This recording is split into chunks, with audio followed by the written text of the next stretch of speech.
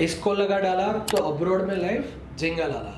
Yes, ये video उन लोगों के लिए है जिनको अब्रॉड की लाइफ को लेके अभी कोई ना कोई ड्रीम उनका या प्लान चल रहा है, या ऑलरेडी वो प्लान कर चुके हैं और अब्रॉड की लाइफ को लीड करने के लिए जा रहे हैं। चाहे वो स्टडी के लिए जा रहे हैं, वर्क के लिए जा रहे हैं, या पहली बार परमानेंट रेसिडेंट होके वहाँ पे सेटल होने के लिए जा रहे हैं। तो ये जो वीडियो है वो आपको सही में वो वैल्यू देगा कि अगर आप ये 5 चीज़ों का ध्यान रख लेंगे तो डेफिनेटली आपको अब्रॉड में जाने के बाद बिल्कुल ही दिक्कत नहीं आएगी, या तो प्रॉब्लम आपको फेस करना नहीं पड़ेगा, या तो कम से कम प्रॉब्लम फेस करना पड़ेगा। हम ये कर सकते हैं कि इस वीडियो को आप पूरा एंड तक देखिए, और जिसमें हमने 5 वो टॉपिक को डिवाइड किया हुआ है, जिससे आपको ये बेनिफिट मिलेगा कि डेफिनेटली आपको अब्रॉड के लिए जो जो वैल्यूएबल कंटेंट चाहिए वो तो मिल ही जाएगी।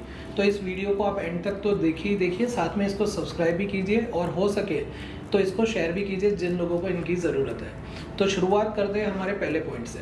सबसे पहला पॉइंट ये होना चाहिए कि आपको आपका वीज़ा रोड मैप पता होना चाहिए। वीज़ा रोड मैप क्या होता है कि मैं अब्रॉड में कौन से पर्पस के लिए जा रहा हूँ और उसको आगे जाके मुझे कौन से पर्पस के लिए कौन सा वीज़ा या कौन सी प्रोसेस से पास होना पड़ेगा। मान लीजिए कि आप स्टूडेंट वीज़ा पे जा रहे हैं, तो स्टूडेंट वीज़ा के बाद आपको वर्क परमिट मिलेगी या नहीं मिलेगी, कैसे मिलेगी, उसके बाद आप वर्क परमिट में कितना काम करेंगे तो आप आगे जाके परमानेंट रेसिडेंट या तो इमिग्रेशन ऑप्शंस को सर्च कर पाएंगे। तो ये आपका हो गया एक रोड मैप। तो ये रोड मैप हर पर्टिकुलर प्रोसेस का डिफरेंट होता है, हर कंट्री का डिफरेंट होता है। मतलब वर्क, स्टडी या सेटलमेंट कोई भी ऑप्शन है तो वो हर कंट्री में डिफरेंट प्रोसीजर से काम करता है। तो वो वीज़ा रोड मैप आपके पास क्लियर होना चाहिए। अगर वो वीज़ा रोड मैप आपके पास नहीं है तो आप हमें यहाँ कमेंट में या हमारे दिए हुए कॉन्टेक्ट नंबर पे अगर आप कॉन्टेक्ट करते हैं तो हम आपको पूरा फ्री काउंसलिंग देते हैं, जिसमें हम आपका पूरा रोड मैप बना के देते हैं। तो ये हो गया सबसे पहला ऑप्शन। नंबर 2, आपका लिविंग कॉस्ट। मतलब लिविंग कॉस्ट मतलब कौन कौन सी चीज़ें होगी, तो मेजर 4 चीज़ें लिविंग कॉस्ट के अंदर आती है। सबसे पहली कि आपका अकोमोडेशन, दूसरा हो गया आपका ट्रांसपोर्टेशन, तीसरा हो गया आपका फूड, एंड चौथा हो गया आपका इंटरनेट कम मोबाइल एज वेल। तो अगर हम कहीं पे भी अब्रॉड में जा रहे हैं, अगर हमारे पास हमारे लिविंग कॉस्ट का कैलकुलेशन या एस्टिमेट ही नहीं है तो हम डेफिनेटली वहाँ जाके कहीं ना कहीं प्रॉब्लम में आ जाते हैं, या हमारा बजट मेंटेन नहीं होता है। तो हर कंट्री का डिफरेंट कैलकुलेशन होता है, या तो ये समझ लीजिए कि एक्सपेंस वाइज भी कंट्रीज़ में आपको वेरिएशन दिखेगा। हो सकता है कि कुछ कंट्रीज़ में जो अकोमोडेशन का जो कॉस्ट है वो शायद कम हो, बट हो सके कि ट्रांसपोर्टेशन का ज़्यादा हो, बिकॉज आपको रहना कहीं दूर है और आपको कोई ना कोई काम से ट्रैवल कहीं दूर करना है। तो ये हर चीज़ें आपको मेंटेन करनी पड़ती है। मान लीजिए मेरी फूड मतलब कोई डाइटरी रिक्वायरमेंट है, उसको लेके जो फूड मुझे वहाँ पे जाके बाय करना है या कहीं पे वो दूर मिल रहा है, तो उसको देखना मेरे लिए बहुत ज़रूरी है। मेरे अकोमोडेशन को लेके भी मेरे क्वेश्चंस हो सकते हैं कि मेरी पढ़ाई या मेरी वर्क की जो जगह है उससे अगर मैं बहुत दूर लेता हूँ अकोमोडेशन तो मेरे ट्रांसपोर्टेशन का भी एक्सपेंस बढ़ जाएगा। तो ऐसे काफ़ी सारे सिनेरियोज होते हैं जिसमें आपको ये 4 जो फैक्टर है जो लिविंग कॉस्ट को अफेक्ट करते हैं वो आपको देखना बहुत ही ज़रूरी होता है। तो ये दूसरा टॉपिक हो गया। तीसरा अगर हम टॉपिक इम्पोर्टेंट जो है वो समझते हैं वो है फ्री रिसोर्सेज या गवर्नमेंट रिसोर्सेज। मतलब जैसे ही आप अब्रॉड में कहीं कोई भी कंट्री में जाते हैं तो आपके जो वीज़ा आपको जो वीज़ा मिला है या जो परमिट मिली है उसके रिगार्डिंग आपको कुछ ना कुछ गवर्नमेंट के तौर से बेनिफिट मिलते हैं या ऑप्शंस मिलते हैं। मतलब हेल्थ को लेके, एजुकेशन को लेके, वर्क को लेके, इवन आपके सेटलमेंट को लेके ऑप्शंस आपको गवर्नमेंट देती है। तो अगर वो ऑप्शन आपने पहले से ही यहाँ से सर्च नहीं किए या नहीं पता है आपको, तो कई बार वहाँ जाके आपको वो बेनिफिट्स से आप दूर रह जाते हो। मतलब उसका लॉस हो जाता है आपका कि आपको पता ही नहीं होता है कि आपको हेल्थ बेनिफिट क्या मिलने थे या आप फ्री रिसोर्सेज क्या यूज़ कर सकते थे, या तो वो गवर्नमेंट आपको आपके वीज़ा या परमिट पे और क्या बेनिफिट दे सकती थी जो आपको पहले से पता ही नहीं थी। कई बार डिस्काउंट वाले कार्ड आते हैं, कई बार ये होता है कि आपको स्पेशल ऑप्शंस मिलते हैं न्यू कमर के तौर से। कई बार ये होता है कि सेटलमेंट सर्विसेज भी होती है जहाँ पे आप विज़िट करते हैं तो उनके पास आपके लिए नॉलेज काफ़ी अच्छा होता है जो आपको यूजुअली मतलब इजीली मिलता नहीं है।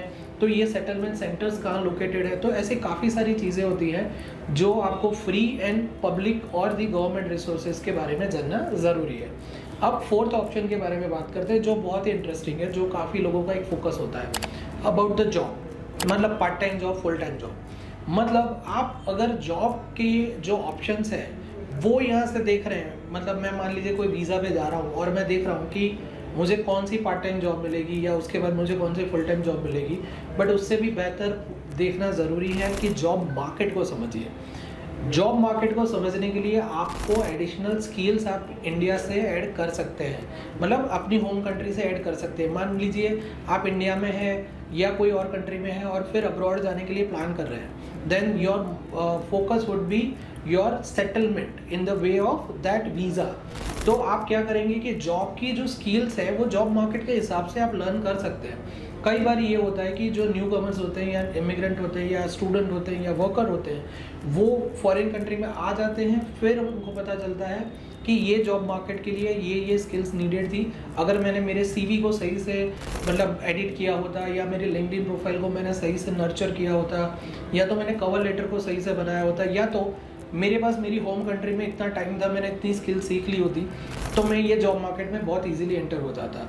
उससे भी ज़्यादा जॉब सर्च के जो पोर्टल्स होते हैं उसके ऊपर भी आप रिक्वायरमेंट्स पढ़ सकते हैं कि वो लोग फ्रेशर को कैसे ले रहे हैं, या तो एक्सपीरियंस, या तो आपका जो फील्ड में एक्सपीरियंस है उसमें कैसे ले रहे हैं। तो वैसी भी काफ़ी चीज़ें होती है जो जॉब मार्केट के लिए बहुत ही नीडेड होती है। उससे भी ज़्यादा एल्यूमनाइज या रेफरेंसेस या कॉन्टेक्ट्स होते हैं जिसको आप अपनी होम कंट्री से ही थोड़ा टाइम निकाल के उनसे कनेक्शन बढ़ा के आप पूछ सकते हैं कि वहाँ का जॉब मार्केट कैसा है। तो ये हो गया fourth point. Okay, so fifth point की बात करते हैं। वो इतना मतलब समझ लीजिए इजीली अवेलेबल नहीं होता है, बट डेफिनेटली वो टॉपिक भी आपके लिए बहुत नीडेड है। मस्ट हैव मोबाइल एप्लीकेशंस, मतलब काफ़ी ऐसी मोबाइल एप्लीकेशंस होती है जो लोकल मतलब डोमेस्टिक लेवल पे ही वर्क करती है, वो फॉरेन कंट्री में या तो वो जो सिटी में आप जा रहे हैं वहाँ पे। तो ये जो एप्लीकेशन का लिस्ट होता है वो कंट्री वाइज, इवन उनके सिटी वाइज डिफरेंट होता है। उससे क्या होता है कि आपको डिस्काउंट कूपन्स मिल जाती है, ट्रांसपोर्टेशन के लिए इजीली आप जो कैब सर्विसेज होती है उसकी फैसिलिटी मिल जाती है। उससे ज़्यादा वहाँ के इमिग्रेशन या वीज़ा के रिलेटेड जो अपडेट्स आती है वो आपको मिल जाती है, वहाँ की न्यूज़ आपको इजीली मिल जाती है। उससे भी ज़्यादा आप जो पब्लिक या गवर्नमेंट सर्विसेज या जो फ्री रिसोर्सेज है उसके ऑप्शंस में मिल जाते हैं। There are lots of things that you need to learn through those mobile application apps which are dedicated to that particular city where you are going to live for a more than 6 month or a year or whatever time। तो वो mobile application का list भी of course आपको city wise या country wise different मिलता है, तो वो भी आप सर्च करके ले सकते हैं। होप ये पांचों जो टॉपिक से हमने डिस्कशन आपको दी है या डिटेल दिया हुआ है उससे आपको वैल्यू मिल रही है, और आप जो कंट्री में जाना चाहते हैं, जो वीज़ा पे जाना चाहते हैं, अगर आपको उसके बारे में ये 5 टॉपिक को लेके अगर आपको पूरा डिटेलिंग चाहिए तो आप हमें दिए हुए कॉन्टेक्ट पे कांटेक्ट कर सकते हैं, या तो हमें ईमेल कर सकते हैं। हमारा ईमेल एड्रेस भी यहाँ पे दिया हुआ है। हमारी टीम आपके लिए ये 5 चीज़ों का पूरा एक चार्ट बना के देगी, जिससे आपको इतनी हेल्प मिलेगी कि आप डेफिनेटली ये 5 मस्ट हैव टॉपिक के ऊपर पूरा वर्कआउट कर पाएंगे। So thanks for watching this video and hope you will be connected through this study, work and settle abroad platform for your future needs. Thank you.